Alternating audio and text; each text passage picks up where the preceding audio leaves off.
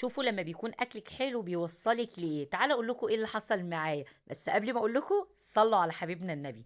بصي يا حبايبي، زي ما انتم متعودين كده انا بجيب طماطم كده عشان اسبكها. تمام، وهي بتتسبك ريحتها ملت الشقه، والله زي ما بقول لكم كده. الا صمموا ان انا لازم اعمل لهم مكرونه، وكنا واكلين ومخلصين وبصوا مخلصه كل اللي ورايا. لا لازم تعملي لنا مكرونه. اختي يا جماعه ما عنديش مكرونه، قالت لي انا هطلع اجيبها لك. فعلا لبست وطلعت جابت لي كيس مكرونه لميتنا دي وطلعت حلوه قوي. وطبعا الحله مكانها صلصه لان انا كنت حاطه فيها صلصه بالزياده.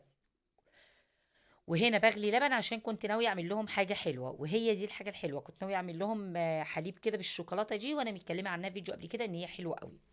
يعني انا كنت داخله بس في نيتي ان انا اعمل لهم حاجه حلوه، الا شربته في المكرونه. هنا اللبن كان غلي، نزلت كده باربع مكعبات من الشوكولاته.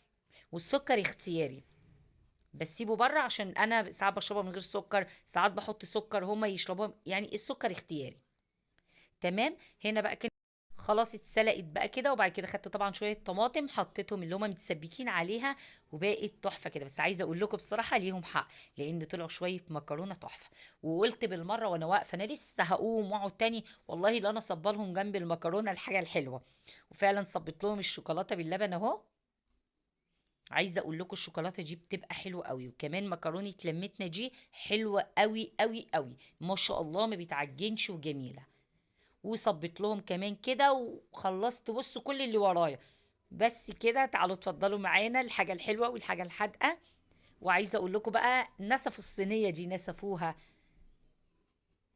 بس كده، يا رب يكون الفيديو عجبك، ولو عجبك اوعي تنسي تنزلي تنوريني باشتراكك الجميل ولايكك الجميل، واشوفك الفيديو الجاي على خير. باي باي.